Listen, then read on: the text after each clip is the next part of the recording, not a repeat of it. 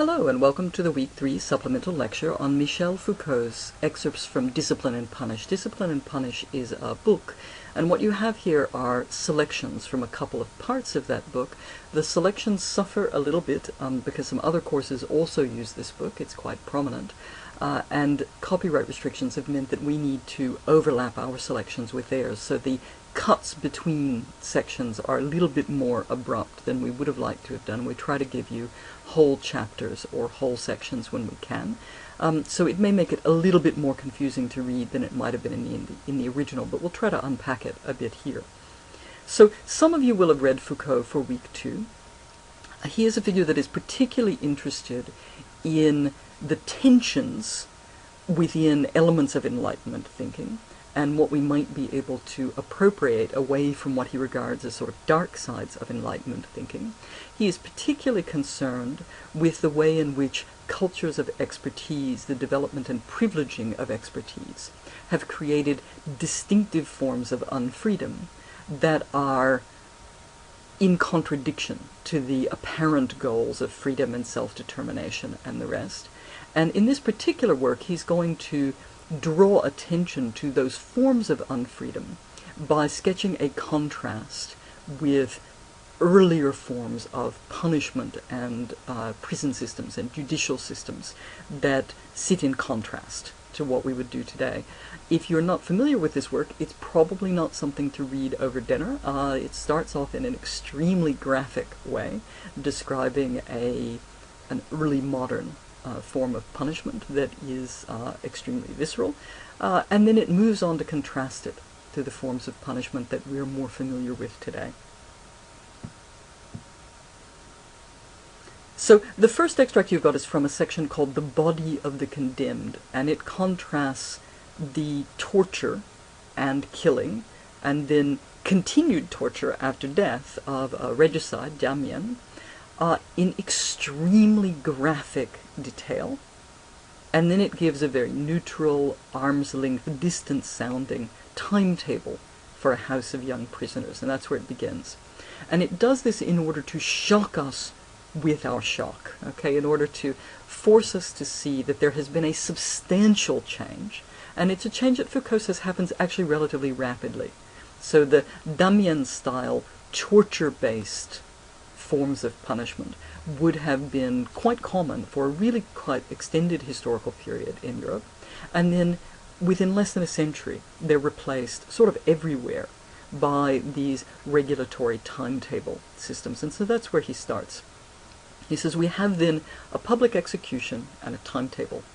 They do not punish the same crimes or the same type of delinquent, but they each define a certain penal style. Less than a century separates them. Okay?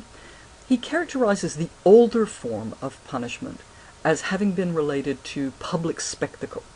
And the public spectacle, if we were able to look at more of this chapter, is disorderly, it's unruly. Sometimes the crowd that's watching the execution gets angry and frees the prisoner or becomes unruly in other kinds of ways. And so instead of reasserting the power and the authority of the sovereign through spectacle, you can get mobs and sort of uprisings on a local level. Our punishment is much more orderly. This is its characteristic. And the actual spectacle, what we tend to see in public, is the trial itself, the process of determining guilt. But punishment has shifted. He says it's the hidden part of the penal process. Okay, publicity shifts to the trial. But what actually goes on once someone is convicted is largely invisible and gets very, very little attention. And that's quite a contrast to an earlier period where the punishment itself was seen to be needed to be public, so that you could see the authority of the sovereign being imprinted on the body through the torture of the person who had been convicted. And so punishment tends to be specialized out into its own sector, with its own professionals, its own experts that manage the process. Foucault says, as a result, justice no longer takes public responsibility for the violence that's bound up with its practice. Okay, because there's still violence involved, even if it's just the violence of constraint. If it too strikes, if it too kills, it is not as a glorification of its strength, but as an element of itself that it is obliged to tolerate, that it finds difficult to account for. Okay, so it gets shifted off into a private space. He characterizes this in terms of what seems to be a slackening of the hold of punishment over the body. So where punishment is quintessentially oriented in the sort of earlier regime to the physical infliction of pain on the body, he says this is no longer the constituent element of our penalties. And then he talks about the involvement of an array of medical and psychiatric technicians and the disavowal of pain. And he takes this to its extreme where we do still execute prisoners, where that's still part of the practice. There's often an administration of pain-killing, sedation, these sorts of drugs, so that even where the state still kills, it's claiming to take away the pain and the suffering of the process. And it's quite different from an earlier period where the suffering of the process was in fact part of the process, and may, although Foucault doesn't emphasize this in a religious sense, have been viewed as a kind of atonement that someone could begin to go to reconcile themselves with God or with the sovereign. That's not part of how we conceptualize what the judicial system is there to do. Then we shift forward in the book. So the section that we've just read is from quite early in the text. Then we're shifting toward the end, and the section's called Panopticism. The Panopticon is something designed by Bentham, whom we met in our common lectures this week. And Bentham is focused on efficiency and utility, and he designs this model prison that is designed to make everything as visible as possible from a central location. So at all times everything can easily be surveyed without people knowing for sure whether they're being watched at any moment. And for Foucault, the interesting thing about this image is that it's not just that we start building prisons with this attribute. He thinks actually it becomes a generalizable model. It expresses something that we're doing with a whole range of institutions that are not ostensibly about punishment.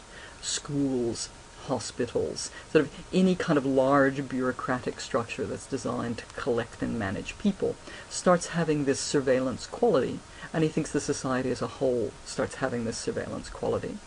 And something that's not quite as clear from the selections that we've excerpted is he has an argument going on that where there is this generalized surveillance happening, and where you can't know for sure whether you personally are being watched at any given time, it cultivates a particular form of self, where we watch ourselves in place of or because of the uncertainty over whether we're being watched by others. So it creates a particular kind of consciousness and management of self and high discipline of self because of the widespread surveillance that's built into institutions in which we're educated and cared for.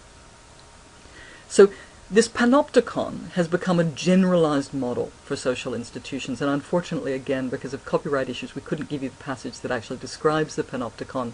You can probably find it if you do a quick Google around. Bentham's always an extraordinary person to read. And Foucault says because of the spread of this generalized model for social institutions, we can speak of the formation of what he calls a disciplinary society. And this is for Foucault a very distinctive form of power. It's a quite distinctively modern form of power. So the older form, where you had these public displays of punishment, of the physical might of the sovereign, he calls a society of spectacle. And he says our society is not one of spectacle, but of surveillance. Okay, so it's not the sovereign is displaying its power in front of us in various forms of ritual activity, it's that we are constantly, at least potentially, being surveyed.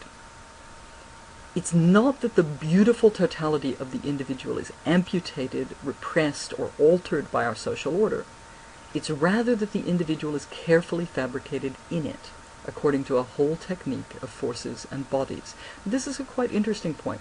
Foucault refuses a kind of a romantic standpoint of critique that says there's some precious individual that is already there by nature that this surveillance society is intruding on. He says actually our experience of and our development of our own individuality is done in and through our interaction with these institutions that surveil. So by being educated in schools, by our interactions with various bureaucracies, by our interactions with various forms of surveillance, and by the self-monitoring techniques that we learn through these interactions. This is where our individual comes from, our individual with these very Kantian characteristics that we are rational, we watch ourselves, we monitor ourselves, we obey because our reason tells us that obedience is right. This kind of self for Foucault is shaped fundamentally and inextricably by the interaction with particular kinds of social institutions. And then he talks about the formation of disciplines. Now, Foucault is writing in a period where one of the major forms of critique is a critique of what is called technocracy. It's something that a variety of people we read this term will be concerned about.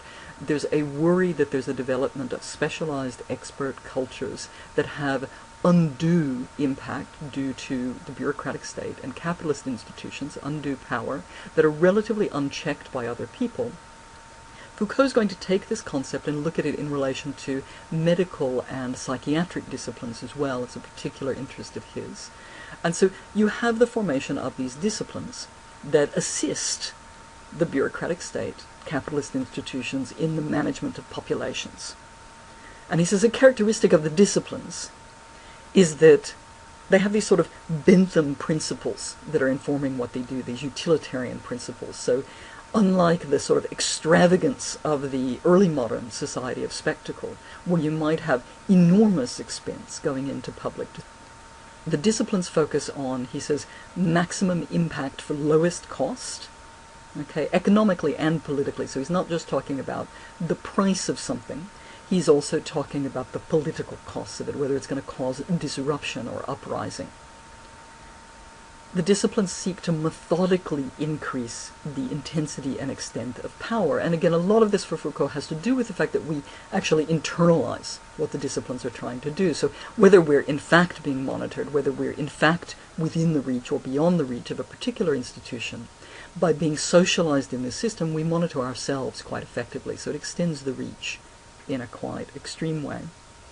And he says the impact is to increase both the docility and the utility of all elements of the system.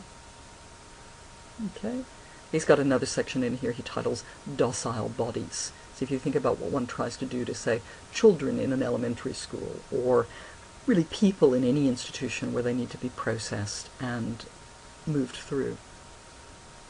Okay? And you can see in this, although it's not the explicit topic of the book, the concern with more horrific forms of industrial management of population. So he's writing this thinking of Soviet administration, of labor camps, thinking of the Holocaust. So you have disciplines, and you have the emergence of disciplines concerned with the rational, orderly management of populations. And it's something that you can see in, for example, sociology as a discipline in the period that Connell is talking about, where it starts to focus on the industrial core. A lot of how sociologists are, in a sense, marketing their services to the state is to say that they can help with social engineering, and the term is used just like that. We can help you manage and pacify your populations so that you won't have disorderly uprisings and revolutions, you won't have so much crime. The academic disciplines define themselves in this period for their usefulness in helping to manage populations. So he says older forms of power are just basically too messy. Okay, you can have your public execution, but if the executioner does something wrong, or the criminal is popular for some reason, people can do stuff that disrupts the process. We manage things in a way that those sorts of disruptions are really very rare. Foucault says, this is why discipline fixes. It arrests or regulates movements. It clears up confusion. It dissipates compact groupings of individuals wandering around the country in unpredictable ways. It establishes calculated distributions. Okay, so there's a greater social need for predictability, for calculation, for administration.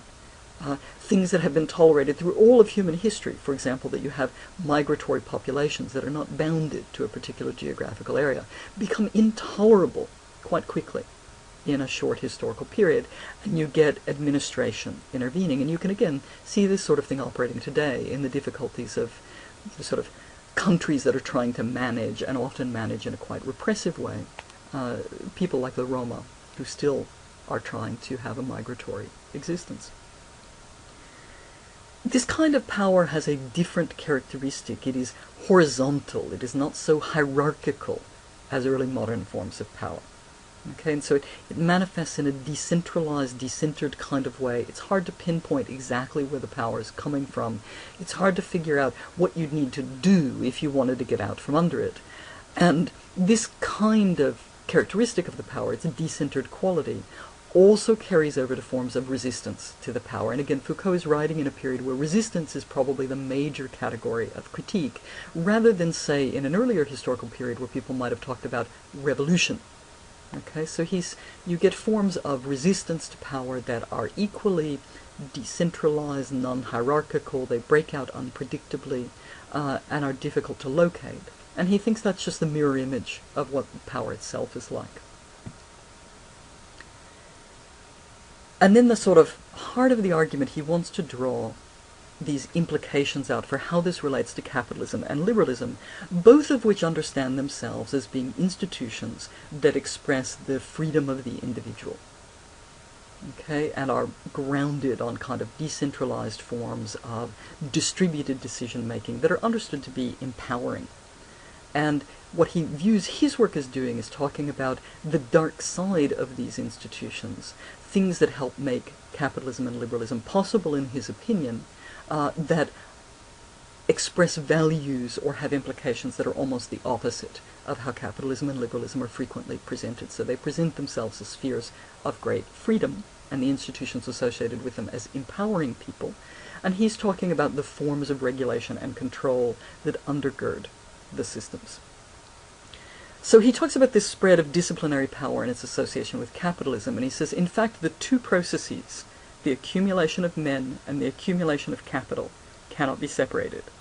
It would not have been possible to solve the problem of the accumulation of men without the growth of an apparatus of production capable of both sustaining and using them. Conversely, the techniques that made the cumulative multiplicity of men useful accelerated the accumulation of capital. So he thinks there's a sort of mutual dependency of capitalism and the development of these disciplinary societies. Okay, that the rational management of populations provides an order that capitalism needs to be able to draw on its workforce. And you can think a little bit here about Marx and his arguments about the Industrial Reserve Army that we looked at in the common lectures this week. But at the same time, capitalism itself uses the population in ways that make its growth, its tending, its management possible, just by increasing our productive resources. And then a much more complex and in-depth analysis of the association of disciplinary society with liberalism. And here what he's interested in is the contrast between the ideals of liberalism for self-governance, self-regulation, and then the fundamentally non-egalitarian, expert-centered power relations that are involved in disciplinary societies. He says, historically the process by which the bourgeoisie became the dominant class was masked by the establishment of an explicit, coded, and formally egalitarian juridical framework made possible by the organization of a parliamentary representative regime. So these all sound like good things.